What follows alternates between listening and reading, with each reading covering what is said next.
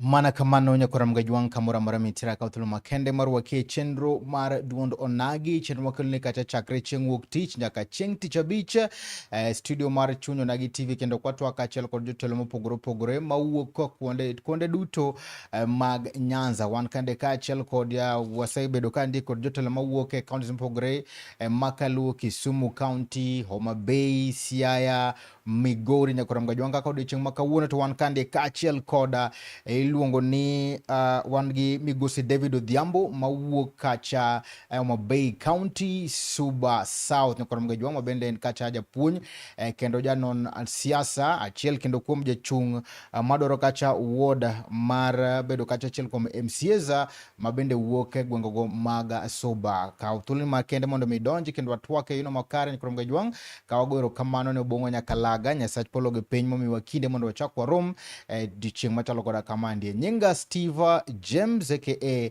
Nyakwar Nyaronyo 1, luwa Facebook pages mago Chuny Onagi TV, TikTok Chuny Onagi TV, YouTube Chuny Onagi TV kwa chako chino ni ino machalo koda kamandie. Dev kauthul makene musini to iriyo nade? Iriyo maber.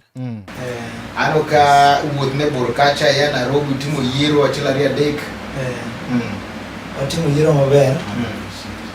Kendo waseketo koro jogo office. Jokopet national office.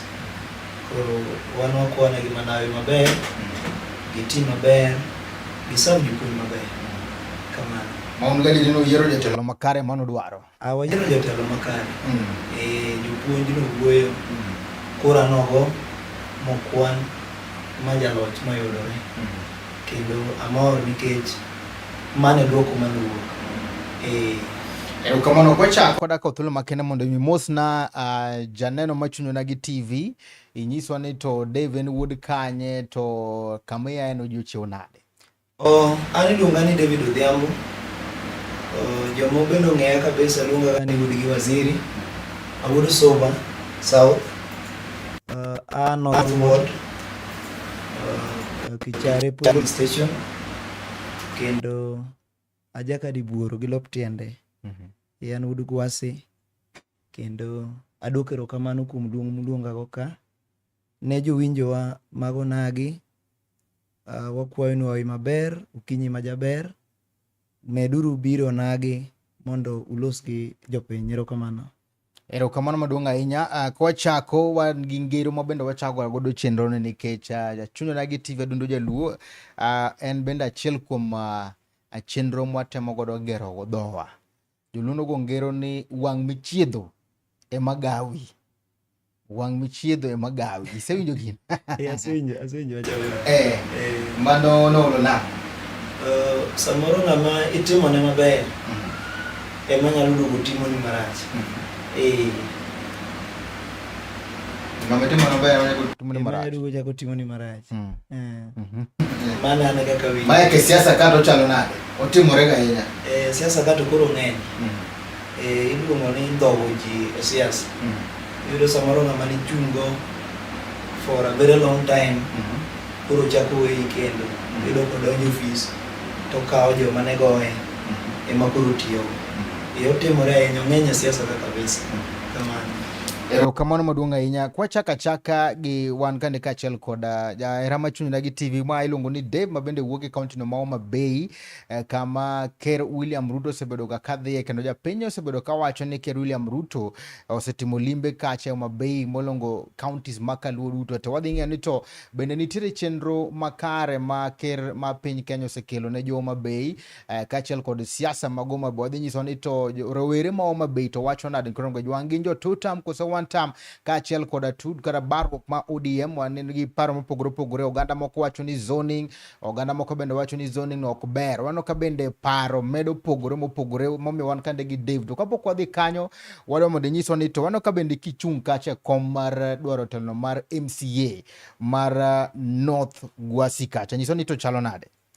Adwokero kamano ne jowinjo mawinjowa kata joneno. Ing'eni Steve, iwacho ga rowere jotelo makiny. To kiny ni ne pok ochopo. Nochako gino kawa jo primary ni wasoma. Wabiro bedo jotelo makiny. Koro hata kiny no en sani. Omiyo omiyo kanitiyo kata manigi ambition mare mar chung' kaka an I was born a politician, kendo kata mana Gusii North bende kachung' achung'a motegno to be dhano nema koda nikech kanye kumonyuola, kanye kumadwaga, kanye kumasome, kanye kumabie oike. Omiyo siasa nyaka to koro wadonje nikech isedhawire ni e mesa kata mesa moikare. Siasa mawang'ni odhi bedo very complicated, ng'ato ok bi wuondowa. Were osekuko for long and enough is enough, nyaka koro wachung' motegno kendo kombe modwaro. Kiwacho ni kachung' motegno to adhi kawo komno mar Gusii North, enda ni ibatisha, ok in gadieri idwa kawo kom. Ing'eni weche ng'eny. Weche ng'eny. Nitiere osiepna miluongo ni Philip Ongeri. Ongeri osebedo ga osiepna ndalo mathoth and wasetemoga wuoyo kode kata sama nochung', wawuoyo kode, kose kata lemo mwawuoyo kode. To bende iwachoga ni jolupe nogo ngero nawinjo kichako gi ngero ni pinyni samoro bende ondiek pok otimore nade, pok ochamo piny.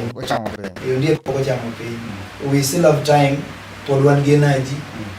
To be time pod nitie. Yiero en dwe mar 8 higa manyien kocha.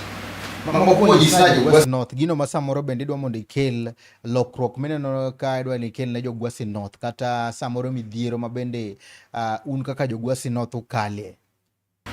Adieri mantie ni jo Gusii North Ward walak jatelo ma jopiny nyalo chopo kuom.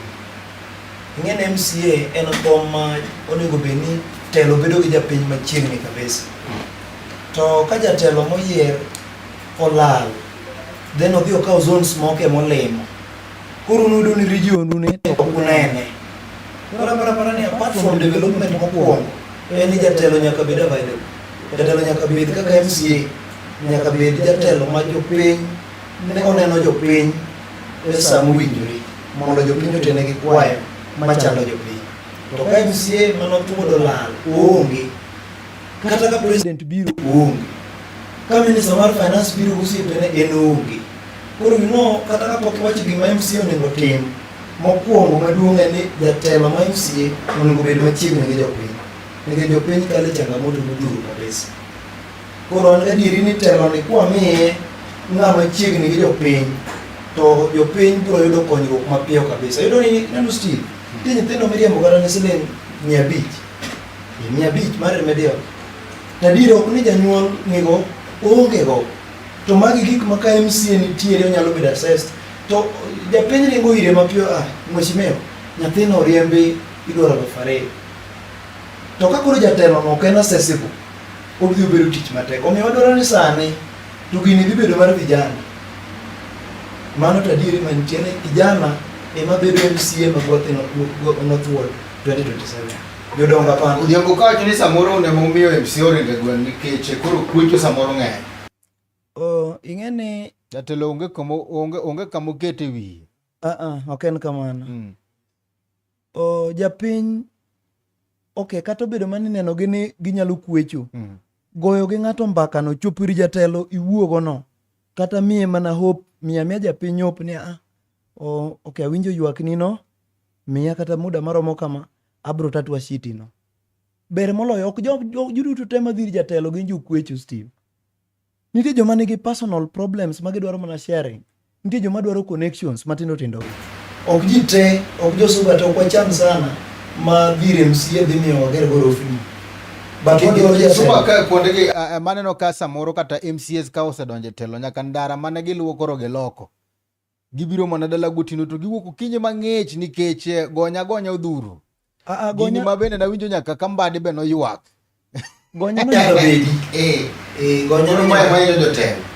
Gonya no to be nyaka bedi. Ing'eni samo ter jatelo, jopiny ogoni koro. Apart from serving them, nyaki bed jatelo ma nyuka ne nyaka madhi, kata mbadi wuon no jopiny chame.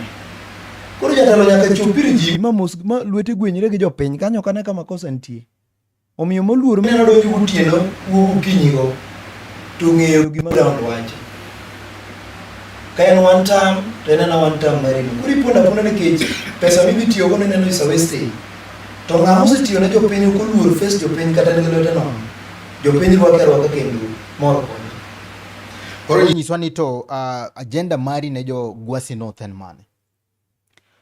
Gwasi North Ward, problem man ko mokwongo number 1 en weche somo. Ung'inyis na janeno machunyo na gi TV ni Gwasi North Ward omako kanye, nikech samoro nitie jo Gwasi kandi ma kiane samoro ward midwaro no Karembe en part of Gwasi North. Gwasi North Ward iwuok Kiwa Island tilore Nyandiwa tiringa Nyandiwa michwe Gwasi West location no michwe malo Kibora michop Malongo migo kona midhi Nyagwethe donjo Uterere Ngeri wagogo gitongi gi West Ward Kaksengri West Ward ilora kamano micha kiduogo nyaka mwalo kona Gwasi North Ward and asikoni weche somo machando ji dwe mar aboro last year kata December last year ne wangarame problem maduong' en school fee and kilo winjo kuma koro janyuol winjo matek en samo ya school kinyalo ng'eyo burden majikale tunti basari ma MCA onego chiw problem mantie ni kaka ichiwo basari gi maricho omiyo ato ka Nyasaye ogwedha ne ayudo telo ne gimokwongo en ok anyalo kawo ajapuonj ka nyathi ofele klas ok inyal luongo jonyuol ikete tie yien inyisogi ni ng'ad noru bura kaka onego puonj kwan mondo kwan okale form 4 ok inyal timo kosano ine japuonj ne mi design ni to nyithindo onego kanade koro choko jonyuol ikawo tikete tie yien moro ni ogombaka basari kaka idhi pogi mano makosa ang'amo ni wuotho e skul ka skul ting'e niya Gwasi North Ward nigi skunde adi to nyithindo adi ma Gwasi North Ward masomo e skundegi and then ibedo gi data from the schools ma Gwasi North Ward go te ati kawo pesa miyudo cha tipogo ne nyithindo masomo e Gwasi North Ward gi te then iweya a percentage mar nyithindo ma jo Gwasi North Ward to somo e skunde maoko then you give them a given percentage. Kura paro ni weche somo go to nengo mi priority kabisa nikech kata wan mana product mag school kamano ma MCA masani okti adiri mantie ni okoti e polling station mae iga kura 4 onge gima MCA nyalo siemo ni osetimo and no one de vingeni ne yamo to kwadwa ni samoro bende waketho nyingi awuot luo ma bende samoro tema chilari adek nikech apane kata bende county government bende samoro bedo ga gi functions magineno ne ward ka ward nyaka mine budget budget there every ward kore dwa wacho ni ward maru ma Gwasi North ni gima MCA otimo kata chilonge ochamo pes project adiri mantie en MCA ma Gwasi North Ward okutiyo kendo in fact jawinjo mora ma winja kata manena to nyalo confirm MCA ma Gwasi North Ward pod wapenjore nyaka kawuono ni to kare otiyo kanye nikech we are in the village wane gweng warengo ge gweng wa campaign ga kata mane gweng waneno kaka piny chalo to bende watiyo ga kuoni mamoko wanene MCAs mamoko be kaka tiyo koro king'iyo role ma MCA tiyo kata ka koro iweyo mana tiyo mar ward ni dongo ningo represent the ward at the county level one of the roles mag MCA to represent the people at the county level MCA na Gwasi North Ward poka neno session mora Homa Bay County kata muchung o voice our grievances kaka jo Gwasi North Ward e county assembly ma Homa Bay kosen loka wakia kuma intie nyaka samine no wuoyo kodi I personally an poka nene arene yiere poka nene to no ye dongune mano yiere Dave ang'o mano wuondo ugo kose ing'ene politics and dynamic olokore olokore to samoro bende ing'ene telo ni inyalo ng'e ng'ato mana kisemiye pawa pawa mineno buru wacho cha kimiye ng'ato koro king'e ng'ama ng'ato en koro kano campaign no bende waneno ko ng'ama ne nyalo tiyo nikech ike be ne koro ng'eny nonyalo wacho ni ma is a doctor ma samoro nigi experience e management onya tiyo but dong koro jaduong' tich otamo koro Steve manothuo to we jaduong' Sharon is one term kendo be kata Oruma onge kanyo mane ndek penye chunyo nagi kae ni jaduong' Sharon ma MCA Magwasi North Ward is 1 term. Ng'ama kawo kanyo? Jopiny bro yiero. Mana kawany kod mgajwang' kamoro amora mitire wan kande kachiel koda Migosi Dee ma bende wagogodo mbaka kacha ma ochung' kacha e komno mar Gwasi North kendo dwaro kacha komno ma MCA. Ajenda en mana godo achiel kende, ni udwang' neno ni to weche somo mag Gwasi North otim e yono makare. Kwadhi kacha bende wano ka bende minister mochung' ne finance Kenya mangima ya Gwasi, mano moluor John Mbadi. Joganda mathoth osegombo ka dwaro ng'eyo ni to bende position ma Mbadi ni godo ni bende otiyo ne godo jogi e yono makare. Mokwongo, an mawuoyo kodi ni an product mar Mbadi. Ena ne jomoko go koko e wi kia. Adiri mantie ne we penje Steve Mbadi osetiyo gadi. Are no bed minister mar finance. Oseka kata gariyo. Ma eke mokwongo. Mbadi go katieko ike mokwongo office. And people ng'eye ka ng'ama osetiyo kaka minister mar finance higa 5. And higa ma Mbadi osebedo office no, ena nitie gik moko ma koro wawacho ga wacha nikech koro wane odwa ka. Mbadi osetiyo. Ka nitiere jagwasi mapingo, kichana jagwasi mapingo tich mar Mbadi, tapani en muofu okonen. We akwan ni piyo piyo gik ma Mbadi osetimo. Are nodonjo office ni. Are nodonjo office ni, ha? Machien waweyo. Ang'isi ni mokwongo, wach mar ni ndiko ji ma ji ywago ni, gima ji dware makia. Iwacho ni ok ondika. Qualification mar ndiko ji nitie. Ng'ato go koko ni odwaro tich Mbadi ondike, to kata form for certificate onge go. Ng'ato nopenja sido kane ne nyisa kata jok ma Mbadi osendiko kata gima osetimo chakro odonje kanyo. An achiel kuomgi. An product mar Mbadi.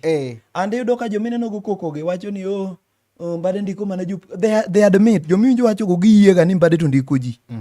To gima gidware makia nikech giwacho ni ndiko polise, ndiko jopuonj, ni mago ok nyal konyo. Qualifications kar mana e National Treasury kuro mondo mi yud tich. Nitie requirements midwaro. Samoro idwaro year of experience. An pokata chamo higa 5, are ni Mbadi miya tich. Ipani experience midwaro degree donge ni an go. To year of experience. Koro jowagi go koko, bwana Mbadi osendiko ji. Ama product, kidwaro ng'ama Mbadi osendiko tich, cheka. Mbadi osendiko tich. And renwa, employed, nondiko ji mang'eny. Jopuonj kende kae mawuoyi, kata mana last time, Mbadi nondiko jopuonj mang'eny. Jogwasi ung'eyo. And kata mana outskit mag Gwasi go Mbadi ondiko ji.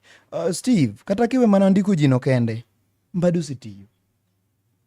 Kijebi, ng'ama nong'e Kijebi market kuma nitie. Kineno chiro migero Kijebi sani, mano mana tich Mbadi. Lamu chung' maromo nade. And aneno ka samoro joge mujumbe wacho ni gine magikawo credit. Ruto biro makunga mowacho gi dhoge ni Mbadi yone akete lweti. En chwa ni yoni otemore nade? Urumu. Wan wa jogwasi higni 63 kata mana a single inch of a tarmac road depo kwa yudo. Mbadi okele. Onenore. Sani king'iyo Kogore, from Kogore, mano lam number 2. Lam number 2. Wuok Kogore, chako suo ng'wech, dhi nyaka Magunga. Lam number 3, wuoka golo muka, ka ng'ado ka Mbadi chomo Tati. Bwane wachang'o? Ring Road, Lake Victoria Ring Road ni, dongo se nyaka bedo gazeted molande tenda. Idhi timne. To yo mawuok koro namba Tonga kochomo Kisaku, ewi gode kuma ng'ama nong'eyo ni chieng' moro lam nyalo chope. Dongo se timne, oselande mobedo gazeted. Bwana Mbadi no wane kingpin, ng'ama mule okwadwa. Mbadi tiyo. Jokak Singri ywak ni to gin samoro programs kana mana chenro ma Mbadi timo daka gi winj gi ka koro jagwasi koro puoyo ne. Mago chenro mage Steve. Mago chenro mage. Sindo. Yore. Sindo Polytechnic. Mbadi osekete millions adi. Sindo wasedhi kata an owuona ya company ni kwadhi kode Sindo. Arambe adi mwasetimo Sindo. To kata mana ndiko ji muwacho ni Mbadi ok tine. An gosiepena mang'eny ma Kak Singri ma Mbadi osendiko tiyo. Koro enana propaganda mang'eny, but adieri to nitie ground ni Mbadi osetiyo kata mana Sindo kanyo. Mbadi osetiyo malich. Moi Girls chalo nade? Sindo. Ang'o ma Mbadi otimo Moi Girls modong'? Koro enana mbaka mego to skunde adi within Kak Singri Westward ma Mbadi ochaka from scratch. Mewara nyisi David.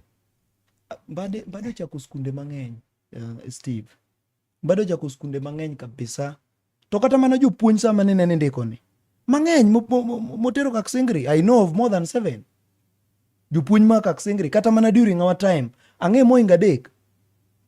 Mano ndiko Kaksingri. En ni siasa migo igaga mana mar interest moko manono gi propaganda manono. Adieri mantie en ni Mbade tiyo. That is for a fact. Mbade tiyo. Homa Bay kwa ng'iyo to wanyalo wacho ni siasa ma Homa Bay ka koro gore ka achiel kod jotelo mabende wan godo inyalo wacho nade? E kom mane? Nini Homa Bay? Kom Mbade ni kotieke koro. Mbade onge sani kom apani kata nosewacho. Ija media kelo gik ma Mbade wacho.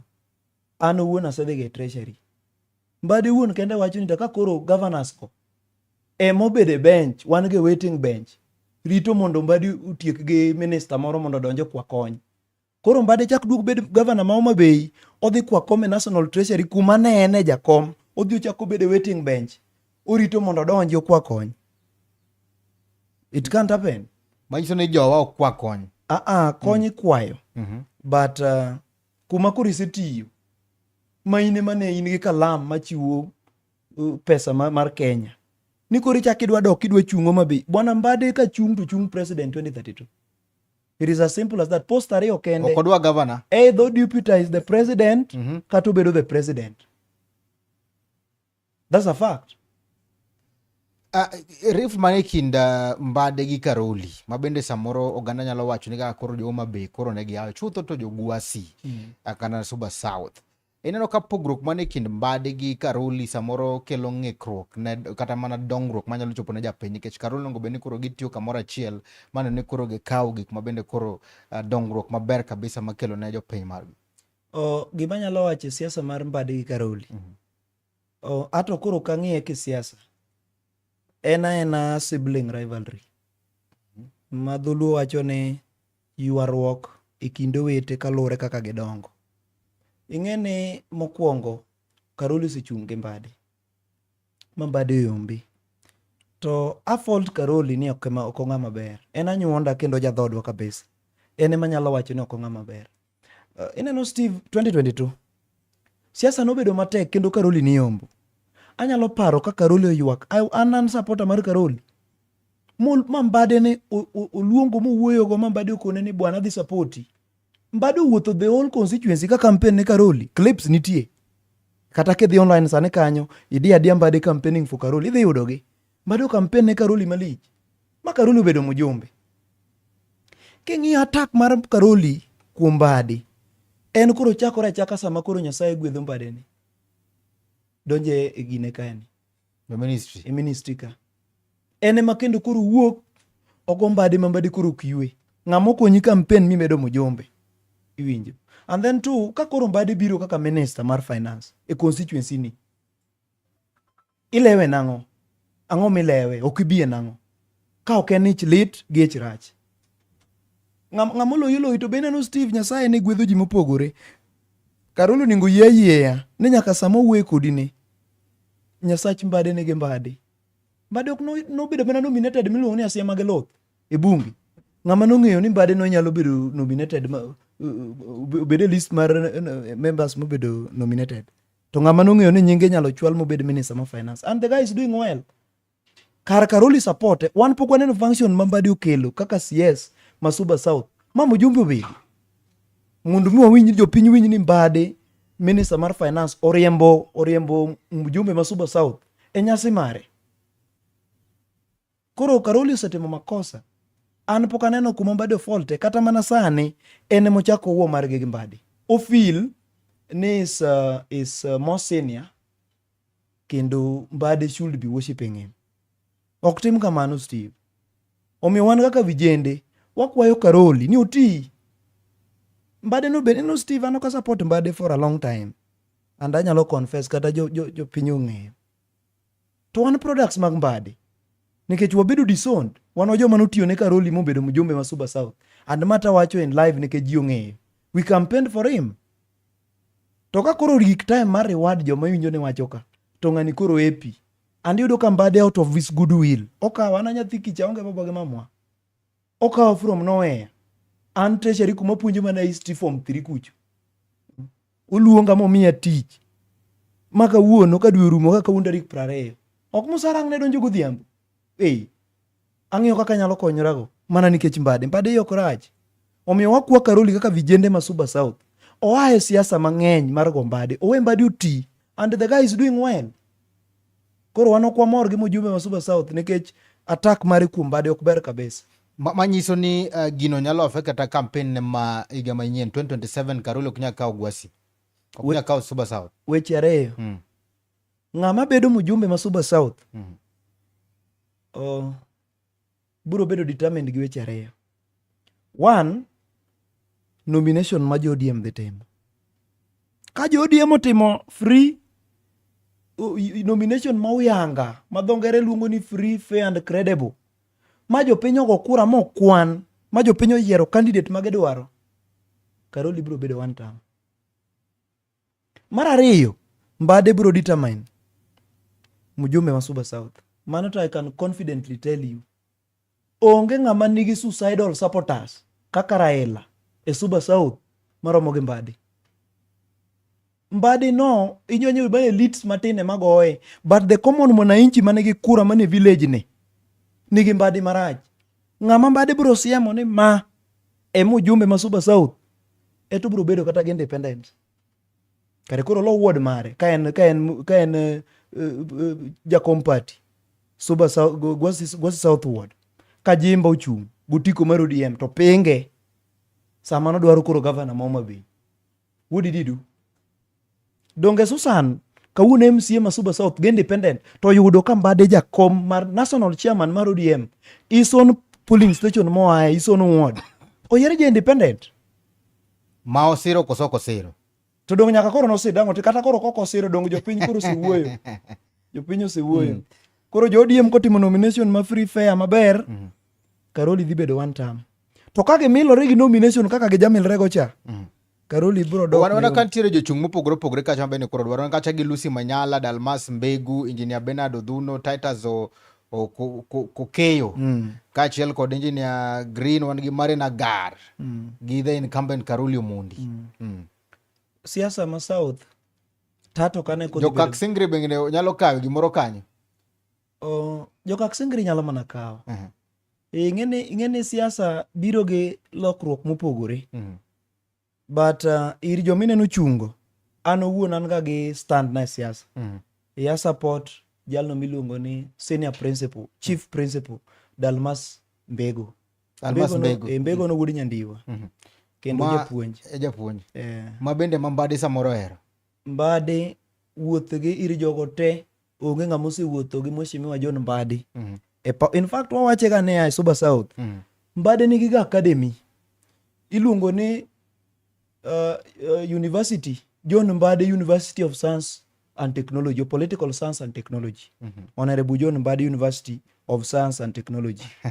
A university no student mose some maberie from 207 nyaka kawuono en japuonj Dalmas Mbegu. Mane student mar Mbade from 207 nyaka sani. To bende no kawo blessings mag Mbade sama ochung' mujumbe ma Suba South. Koro machal ka gima Mbade osepuodhe. Gi nyaka sani. To an e public awacho gik ma Mbade osewacho public. Mbade nowacho ni obro support wanga e governor ni wango doga. To gi Susan MCA ma Gwasi South ward. Koro nyaka sani to pok wachaka winjo ni to chung' mare. To gi gimo chako wache ni Karoli to koro nyaka water dala. Koro ng'ama biro support kaka mujumbe ma Suba South. David jiwacho ni Karoli tiyo matek kabisa Suba South. Tudwa tere dala nikech iwacho kacha ni larruok magilare chalo ka gima sibling rivalry en kind anyuola. But tich to tiyo. Tudwa kawo ng'ama tiyo ne japiny tudwoko dala. Karoli wadwoko dala nikech reason achiel. Jatelo bedo ng'ama jopiny neno. En ni siasa mane Mbade oketo wago emomiyo koro Karoli nyalo dhi dala. Mbade kanoromo tich abich e dala. Oyawo rangae, roda ma Nyasembo machiege. Oyawo dhot. vijende madho nyuka, imoso jatelo, ji kelo shida mopogore opogore ne jatelo. To wadwa makaroli, an owuon pod apenjora nyaka kawuono ka nitie e mbui ka joma neno wagi mosedhi dalane moyudo koyawo rangach, ji chiemo, jopiny chiemo, to nyalo ng'isa ni am wrong. Jatelo bedo ng'ama jopiny neno. Karoli ok wane. To jomoketo manage CDF ema koro miyo koro dhi dala chon kabisa. Ok inyalo kawo iketo jakom CDF jatenda ng'ama nigi adware. Koro kidwa ger school, for example, kidwa ger Kichari primary school, i-advertise contract, i-advertise tender. To i tender ni nigi mibadhi e iye. Jakom mar CDF bro supply simiti nikech en gi stu. Obro supply mabati, en gi stu. Ang'no kaw gino mija nyandiwa, to en gi gigo already kode. And factor mar adek makoro nyalo miyo kendo Karoli dhi dala en wuo makoro chako gi Mbadi. Mbadi ok ochung' mjume ma Suba South. And Mbadi no asekoni nigi joma iluongo ni suicidal supporters. Kuma kokono ni left an product mar Mbadi. Wait not Mbadi ande kura onge tich. Have served in BOM Karachuonyo higa madhi abich ka onge tich. Koro en gi joma kowacho ni left to bro dhi left. And they're the majority. Gibro yiero ng'ama Mbadi wacho ni bidwaro mjumbe no. Koro Karoli mane momiyo otere dala, wedho tiyo kod ok oti, japiny dwaro ng'ama ginyalo chopo kuome. Okolo James Rege. Mano oter dala, to bende tiyo mana maber. Dongo wacho ni Mbadi gin achiel kuom jogo mabende koro kodho party ma jakom. Mbadi oketh party mar jakom. In fact, ka nitie ng'ama ochiwo example maber, higa 10 kaka jakom mar party en Mheshimiwa Mbadi. One, hapa ning'eyo ni Mbadi ne dwaro gavana ma 2022. It is everywhere.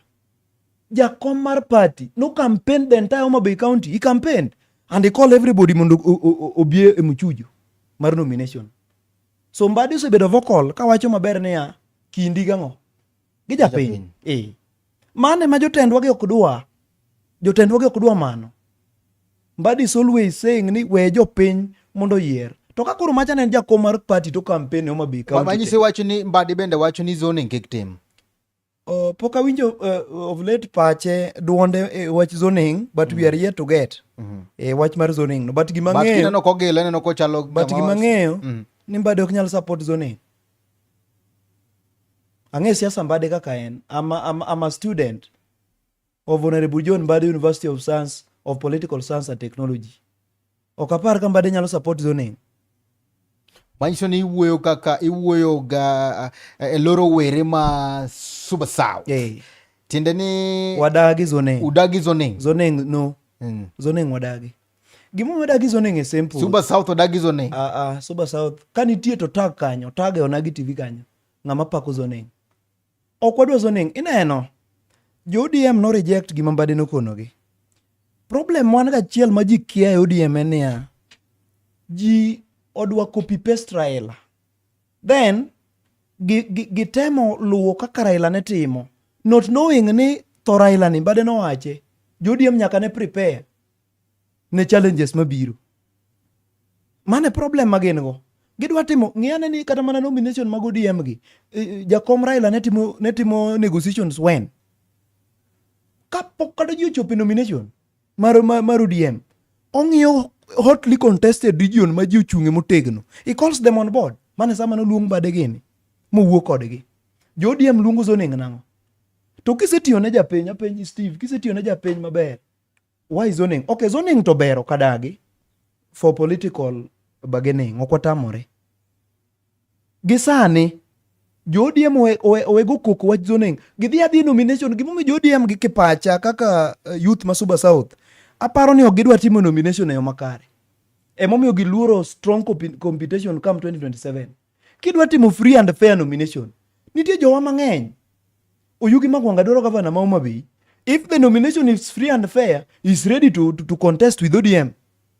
To kuseng'isowa symbols ni ok udhi timo nomination in a free and fair way, then uru go kok e wach zoning. Wewe jorakre gi jo udago. Jorakre e debe 2027. Ang'o me Oyugi Magwanga me uluongo? ok ene jachung' mose yangore ayanga ni dwaro kom mar gavana. Makamana gi kanyo kod mga jwang'o dhi break matin kang waduogo to wadhi nyiswa ni to Homa Bay Town to wacho nang'o. Waseneno kacha rowere ma Suba South owacho ni zoning ok gidwar. Wadhi ng'eni to jo Homa Bay Town, rowere ma Homa Bay kata Homa Bay wacho nang'o nikech mano bende duond iluongo ni party. Kama bende koro party, jatend party bende koro wuok e kacho iluongo ni moluor Gladys Wanga. Nyawang'aya bende wacho kacha ni party nyaka riti, to zoning ni bende nyaka tim, respect bende nyaka jo UDA omewa. Waduogo e tielo mar ariyo, ka waduogo to wadhi sako kacha bende somo gi ote ma janeno ni to ento to wacho nade.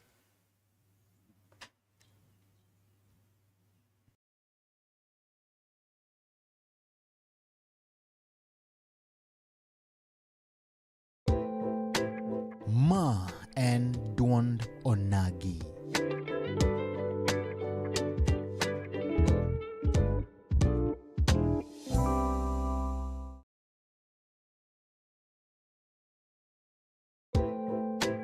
Ma en duond onagi.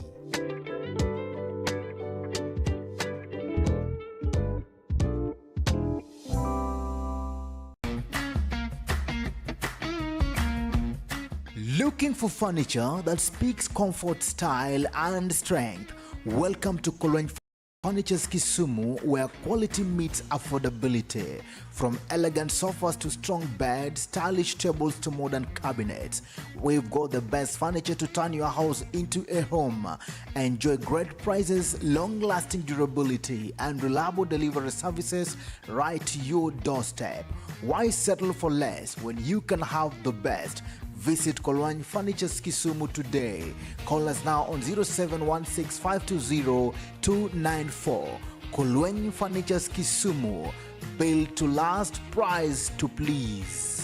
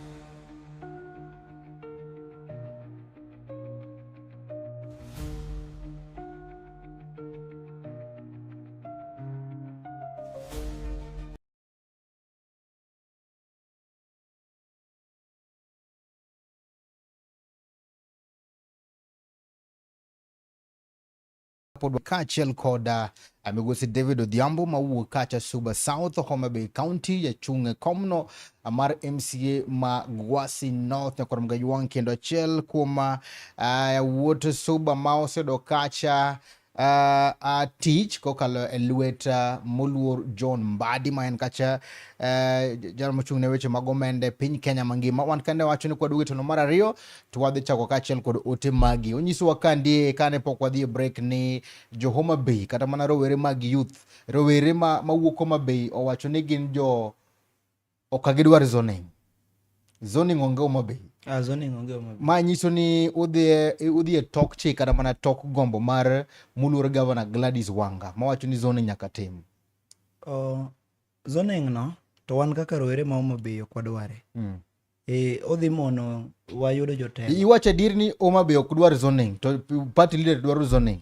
Kata party leader dwaro zoning. Ma utemo uchacho guji nikech jatelo. Muluru governor macho ni zoning nyaka tim. Opondo Kaluma zoning nyaka tim. Magi jotendu.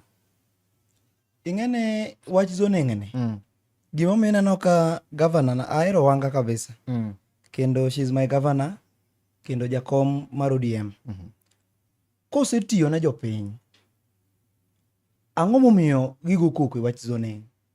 Ing'eni japiny ok ne zoning no kaka tool mitiyogo ka ji negotiate e kombe madongo mag piny. Japiny koro nene kaka ng'ama defend mondo dhi oyudgo otiko mar ariyo e ondamo mar ariyo mar governor ni Homa Bay. To kata king'iyo jalup jakom Homa Bay Opondo Kaluma bende nigi tich matek kaka mjumbe ma Homa Bay town. Nikech ing'eni king'iyo siasa mar Opondo Kaluma, ng'ama omiyo bende obedo mjumbe ma Homa Bay town en Isaiah Ogwe. Mano gima ng'ata ma Homa Bay ong'eyo. To Isaiah ni ema kawuono dwaro mjumbe ma Homa Bay town. The same to Wanga ni mondo bibed governor. Oyugi noluonga moket piny mowene. To Yugi otiyo kode higa koro 3-4. Tineno ko Yugi no resign. Manyiso ni nitie deep secrets ma jogi bende nigo e iye ka. Koro ka giywago wach mar zoning no, japiny ok nene kaka tool midhi negotiate go gi Ruto. Inene ka jomo luoro competition. Omiyo wan kaka rowere ma Homa Bay pod wachunge kauli moja. We are saying no to zoning. Zoning ok wadwa. Kisetiyo na japiny, weya japiny obine. And kopo ni ODM ong'e maber niya, ni gidhi timo nomination ma free and fair. Pod anuoni Steve. Onge problem kaka iwacho zoning. Joma dwa chung gi other parties go. Ne nigi gombo mar chung gi chama mar ODM. To nikech mibadhi giluoko ji mantiere ODM ni. Omiyo koro giluor. Gibolt out, gidwa ni gidhi gichung gi parties mamoko. Koro migi amiya thuolo ji dhi ochung. Wach mar zoning ni giae, gidwa tamo parties mamoko. And ODM giwacho ni orange democratic. Why do they ignore the term D mane diere no? Democracy. Must be guided. Must be guided. And be Raila Amolo Odinga magiwacho ni. Donge ne ma fought for multipartyism e Kenya ka. Mo embrace kata mana Raila no. Donge ne embrace ga. Sami wacho ni zoning okonango tem. Tiende ni wachore ni party ma UDA. Bende koro sichako keto tiendgi e gwenge ma Kaluo. To UDA chalo nade Homa Bay County? UDA no ok inyal underrate ngufu ne Homa Bay County. Nikech ing'eyo ni PS mar internal security Raymond Omolo Homa Bay. And Ray no be jomose konyo Homa Bay ng'eny. And party mar UDA no bende wuonogo jatende be mose ng'iyo maendeleo Homa Bay County. Kosedwa na kwani Homa Bay town kende ni William Ruto setimo. Koro party neno ma en wuon party tene mosekelo no maendeleo. To wuodwa bende ne omiyo tich mabenie party neno. Homa Bay obiro bedo gi nyama chacha mang'eny. Ang'o ma leng' wuok ni samoro kweth ma UDA ok omiyo luor duond burano ma ODM. Kendo wano ka bende ywak koro chalo bende gidwaro luor. Gidwaro respect. Gicha gine ma gikelo giwegi. Ing'eyo Steve. Wacho to tam to ne ber. Gimomiyo jogi ywago wach mar ni koro gidwa respect ni. Gima sano mar ne wacho Mombasa. Ayie kode. Ineno joga minene ODM gi. Gine ma giketho chama mar ODM. ODM dwa dong' Aluo affair. Odwa dong' mar joluo. Ng'isa ka Raila ne ngima. ODM ni winjo Kenya mzima. Turkana. Western. Kisii. Kajiado. Masaini no. Te. Mombasa. Kilifi. Neno ODM. Ng'isa region no. Jotelo madongo masani. Manen jo ODM. Mawacho one time. Ibrodo ka onge. Koro joga wagi emodhi oka ODM ni. Gidhi dong' kode as Aluo affair. ODM dhi dong' mana mar in fact kata Nyanza. Odhi dong' mana ne jo Homa Bay. To gima kelo ma en koko mineno jogi ochako ni. One, gitim free and fair nomination. Iwacho ni jogi moketho ODM. Jogi moketho ODM. Joma ni ODM mabende support ODM makoni, wudu mambade ni ODM. Joge wa mani joge wa mani ODM gi ngeni ODM kingeni samwacho ni joge moketho ODM na ne mbade ibo kethe ka mbade ko ketho kaka wuod gwasi adwa ng'isi ka defende in fact kanti certificate moningo chiw to mbade ne musitiyo kaka jakom mar ODM motegno kech kethruok ma ODM donge embe ene puoth gin gi ene ODM mar Dr. Buru ma otelie mar tutam to wan gi ODM mar one term to iwacho ne jo two term moketho ODM king'iyo kose jo two term ka bende gwonyruok mar paro samoro ka gine paro achiel ineno jo two term ka ato kipachan mang'iyo ni giketho ODM gimomiyo giketho ODM en ma nitiere gik minyalo tim ka winjruok nitie e party and then nitie ka communication be onego tim e party ka nitiere function ine apenya ng'o momiyo yudo kata ka koko ne nitiere ODM to yudo ka nitie kaka Raila ne kwe koko gi jogi feel ni they are right omiyo koro yudo ka governor mwahero mawero tutamni ne gidhi gidonjo e Ruto ing'eni Steve nitie kumibede gi boundary inya bedo osiepna to nitie kaka wanya wuotho kodi nitie kuma wanya chope nitie kuma nyalo chope kodi kuma koro gik nin Kisumo ka tin thuolo mar weya nind gi chiegi ni Dave beda gine beda oda kanyo beda thuolo e oda kanyo kiny na duogo kinyi apani joga wadwa donjo e tutamni sana ma gidhi gichalo iluongo nang'o gichalo flower girl e tutamno donjo to nonego wadonje ka Raila wuon tutam te mowacho niya jomorwako e tutamno it is then in the media kowacho maber ni e piji mar ODM ni mbadi wandai une jomo chiko yienegi une joma miyo amri mar go nang'o tutam ipani Raila ne en blind ka wacha belan nok en blind mangiso sirikal to wa support tu but nokonego wadonje asasa koro ka joka go koko gin right sani koro keno ni wadwa power sani koro wadwa respect ng'amo setamo gi respect gik ma gitimo ge mokwadwa wach mar zoning makoro gichako zoning ni emokwadwa gidwa tamo competent leaders gidwa tamo gi certificate mar ODM nyisa ge sani ni luongo kacha wach mar Ray mabende wuodo mabei kacha ndalo moko duche mokalo kacha naneno ka ng'anyo noketi ni chal ka gima governor ma Homa Bay mano moluor Gladys Wanga nitie kaka nego Ray e yo achiel ariyo adek ma un kaka jogo mabende wuok Homa Bay ma ne timore nang'o oya wach ni ma kawuono kendo joneno winja maler problem mani Homa Bay County gi Ray is administrative ok en kata political you know Omolo is an administrator tich momolo tiyo piny mangima nene weya kwani Homa Bay County Omolo governor kawo ni ng'ama rach nikech owacho gik ma national government osetimo Homa Bay County.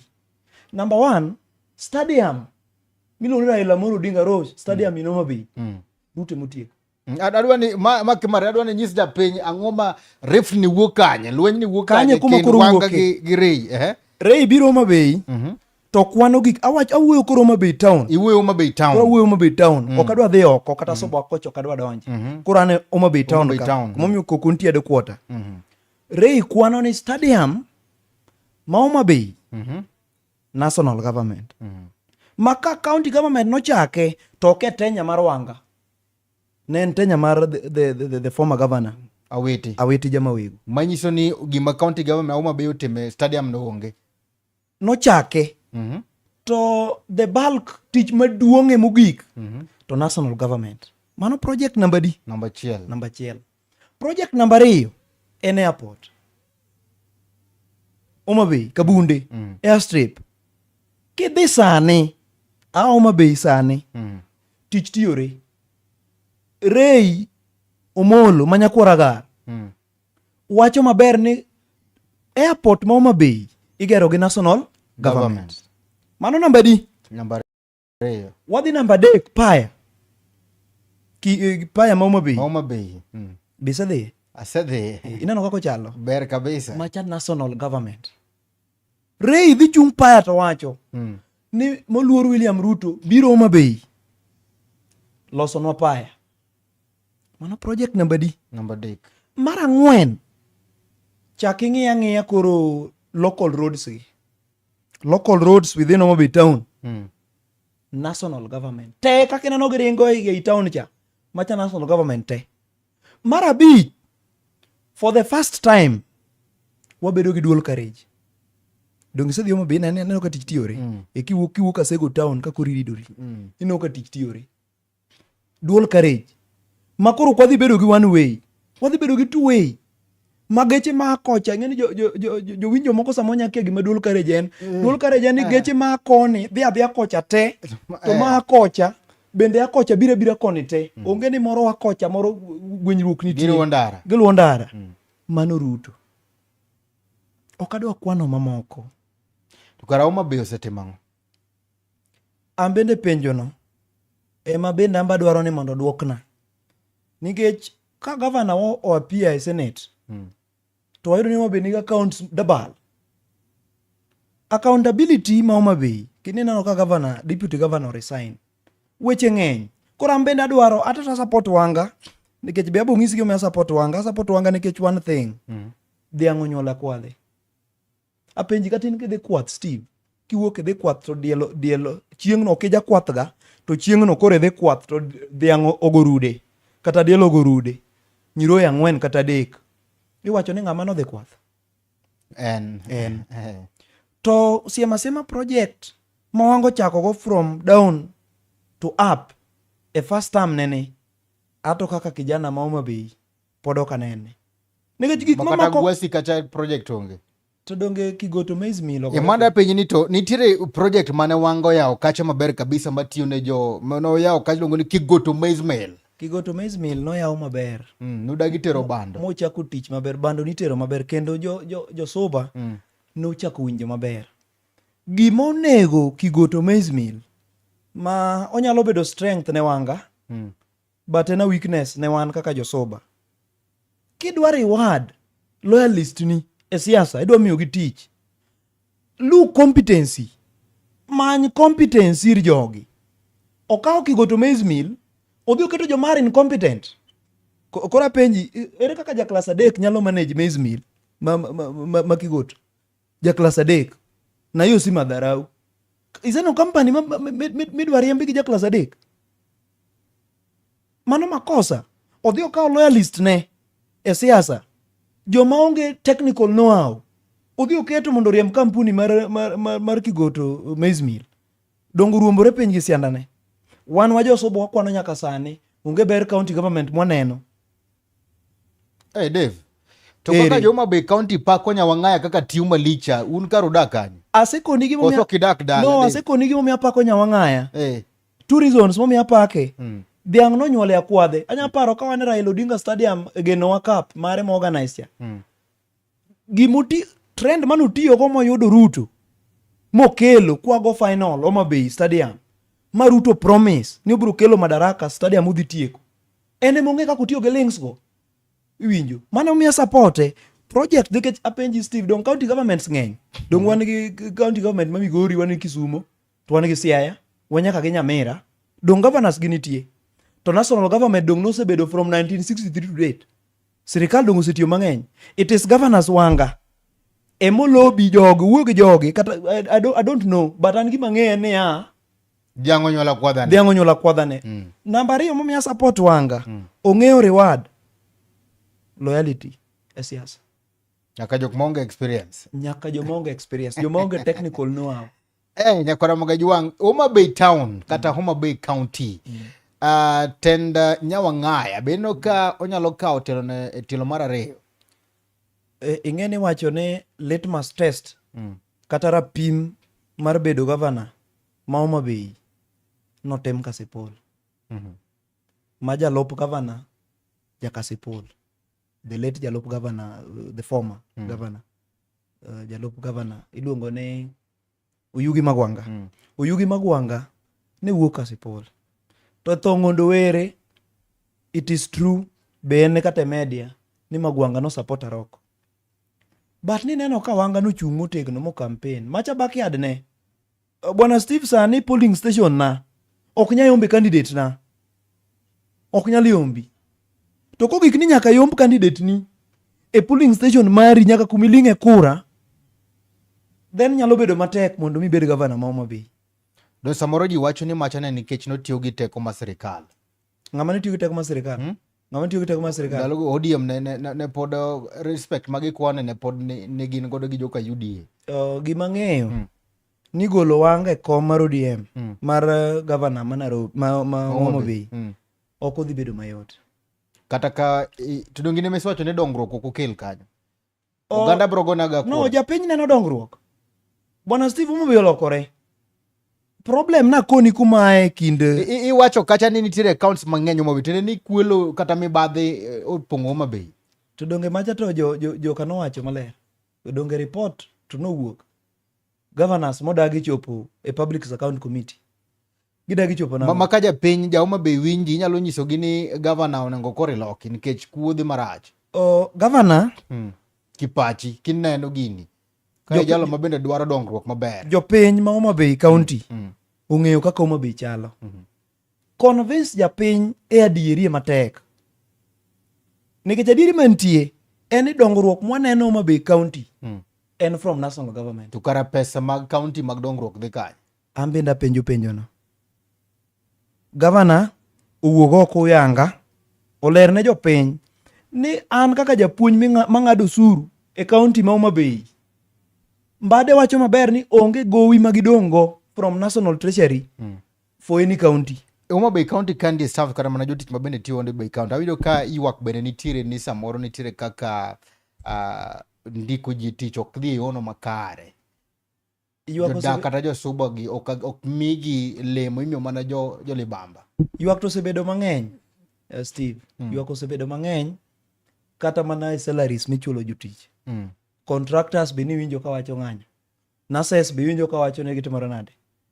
And mage gik monengo wapenji governor ni to koro nyaka sane ka Mbadi to wacho from national treasury kaka wuod Homa Bay ni pesa to segol te e national government onge pesa magidongo, onge gop county mora mora magingo. Koro wakwayo Nyawang'aya governor ma Homa Bay mondo koro siem ne japiny kiko chunge gige national government, kiko chunge stadium, kiko chung paya, kiko chunge airport. Dongi winja maler. E yore. Kiko chunge yore ma Homa Bay. Osiemnwa siema ni e higa 5 mobedo office, taxpayers money mimiye e Homa Bay County utiang'o. Mano kosiem onge problem. Owuothe sub county ka sub county. Osiemnwa ni Suba South, governor ma Homa Bay, Serikan governor ma Homa Bay, otimonwa ma. Steve Sakoro chopo ma ng'ato ka ng'ato koro chunge gire. Chunga kar tiendi tijaji gi jopiny. Jolinda Mwananchi nigi rally ka Kisumu kandi Sunday mabiro ni tarik 26 gibiro Kisumu. Ang'eni bang' mano ginyalo chano mar biro Homa Bay. Pachien mana. Linda Wananchi ato ka support. Yadwa ni mano japiny winji maler. Gimomiyo ka support Linda Mwananchi. King'iyo ODM, gima duong' momiyo iloso Linda Mwananchi en nikech lemo kata migao manopoge party mar ODM. Tadwa ng'isi ni an kaka kijana ma Homa Bay County, a support decision mar NEC mar yiero Oburu Odinga kaka party leader mar ODM. Ineno Samaraila nothocha, the 48 Abraham Lincoln nowacho niya, ni nitiere power ne nigi chikne. Owacho ni power ne ok dwa space. Leadership ok dwa vacuum. Ok weni thuolo. To at that time kane ng'iyo jo ODM ka, ng'ama ne nigi paro manyalo bedo party leader, kata mana deputy party leaders ka, ne onge. ODM de koro ken ODM. Omi ODM at that time gi political temperature mane nitie cha, ne wadware jaduong' manigi wisdom. Apenyi Steve Gatini michwenyo buru to kweri ni Steve, keep quiet. Bigo koko. Nyaka ne ling. Koro at that time nodwaro party leader manyalo kwe ODM. Linda Mwananchi obiya Kisumu. ODM is a democratic party. There is nakontie DA kanyo mar democratic gibi. Problem malinda wananchi ni gomo miana dagegi is only one. Jatelo katemo mobedo achiel. Orach, ober, oberadi achiel. Koburu ne temo wadgi Raila makata iwacho ni kiloso broad based ni ene mochuo kom. Confident mar Raila number 1 neno buru. And Raila was a human being mang'eyo ne tek, but Uburu was at the center of all these things. Okane makosa ko Uburu bedo party leader. To bende babu gini podotin, there is time still. No nyalo bedo jatelo. Waheshimu tu Uburu. Kisumu to gibito gimia mi Uburu luor kaka party leader. Homa Bay go 1 term kose 2 term. Bwana nase kwano ni gik ma William Ruto timo Homa Bay. Maiso ne Homa Bay yigi state Bwana William Samoei Ruto. Kato ODM owuoge broad based sani. An ma wuoyo kodi ne adhi gone William Samoei Ruto kura. We ang'isi wiya ne wil. E sirikal from 1963 chik ajapuonj chik mar TSC wacho ni higa ka higa onego ndik jopuonj 5,000. E sirikand William Ruto for 1 year ondiko jopuonj 100,100. Mamoko gin wan mineno koro wabedo kodi kaende. Gima moko Maruto setimo. Nyochi nene Homa Bay, gik moloncho Homa Bay. Ogini story. Anatiyo ndhewa, kidhi Kobodo. Be gitiyo mosebedo launch go, gin in process. Japiny moko wacho ni oselony lakini ok dhi mbele makare. Apenjie. Ma kamiwuke no gitiyo. Nyose ne mato gin e process gitiyo. Apenjie. Achaka gi limbe mar Homa Bay. Gik Maruto launch. Kidhi cho Kobodo. Power station makajaja. Dongo yao tiyo. Dag stima. Ni Kobodo sama wuoyo kodi dongo yao tiyo. Kobodo market. Akalo Kobodo atiyo ndhewa. Donge tiyo. Ji ohe propaganda manono ni gigi ok ti. Gik Maruto launch tiyo. Kwani apenji yo mano yao Rusinga Ring Road mano launch cha. En story ajaba. Donge chere inga en gimi nyalone. Gik Maruto no ya Homa Bay County ka te tiyo.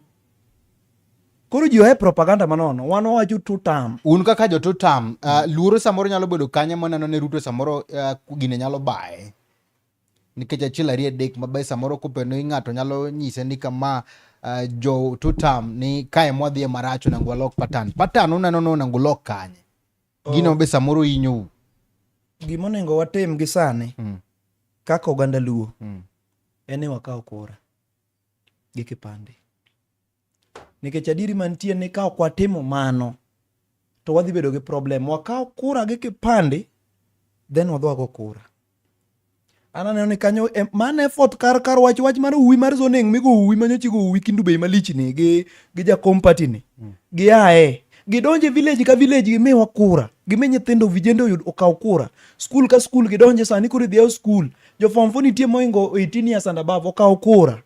Kose kawe wadhi wagonego William Ruto. To ka ok wakawe ni wach zoning mwero, Raila modhi tero malonge Steve.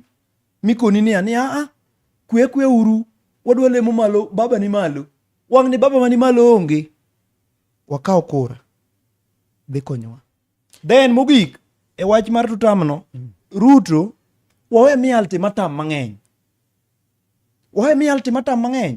Ne wan gi handshake ka. Do ne wan gi 2018 handshake. Kani tema ni dwaro kata kom mar kidhedhe. Mbade wache kani tema kwayo kom mar kidhedhe matin. Tikoni ni mbade uko koko dembri. Wadhi miu national government. Sani kane wayudo Ruto. Gik ma Ruto timonwa. Garantigo bedo tutam. To Homa Bay kae doko kikore ahinya nikech jopiny ni koni un ka Ruto lakini zoning ni bokudwa. Ruto wadhi miyo tutam. Jotelo bok ti. Zoning okodwa wachne. An ka gilongo ni Ashley Lizo wacho ni kik wi wil gi oro mosne super chairman Jacob Ogambo Kisumu bodaboda erokamano. Wan gi Ombeme Reformist wacho ni good job.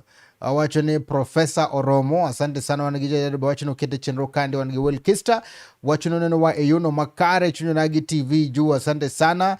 Wan gi Silas wacho ni winjo ka owuok ukanyeche Mbita Rusinga, asante sana kwa kama nikoro mgajwang nikech sa akautul makende magonero kamano maduong' ahinya kuom kete mane chuny Onagi TV adundo jaluo. Kamano bende ne Medusa machendo ni Nelson Mandela Okore Word of Funyo Jerusalem dala maler.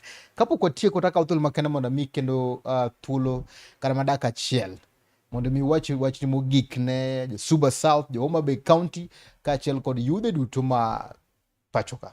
Erokamano Steve. Mogik, yien akaw thuolo makende mar gone Onagi TV erokamano maduong' mar cheko vijende kendo miyo gi thuolo mar biro e studio wacho pachgi. Ne Suba South akwonu hawi maber sama koro idwa yaw skunde, jonyuol obed ochung' motegno, giter nyithindgi e skul, gigo siasa gi kwe. Ne jochung' madwaro wajumbe ma Suba South gi kombe mopogore opogore, wakwane gi hawi maber gi campaign kod kwe, ok wadwa koko mang'eny. Election biro kalo wadong' jo Suba. Ne Homa Bay County mangima akwayo ni hawi kod kwe makende sama ji ni holiday ni. Ubed kod kwe maber, siasa ji ogo maber, lakini wach mar zoning apanda. Kamano to David Agwero kamano maduong' ahinya kuom all the way from Homa Bay. Yes. Ilongo ni Gwasi North. Gwasi North. Kamano kidok tichaki mos mwado dala. Tim gendo gwelo jotelo mopogore opogore noda winjo ni to Homa Bay wach gi ma zoning to wacho nang sinyiswa kani zoning Homa Bay, rowere ma Homa Bay wacho ni zoning no ok en gima bende gidwaro. Kamano erokamano jera ma Chuny Onagi TV kuom kete mana Chuny Onagi TV lower Facebook pages Chuny Onagi TV, TikTok Chuny Onagi TV, then subscribe YouTube channel maro ma Chuny Onagi TV. Awanya lower Facebook page Steve James. Kamano to monetize channel and Steve James aka Nyakwar Nyaronyi 1, Nyakwar Mkael Ogot Wanyende Uritu Masani. Ma en duond Onagi.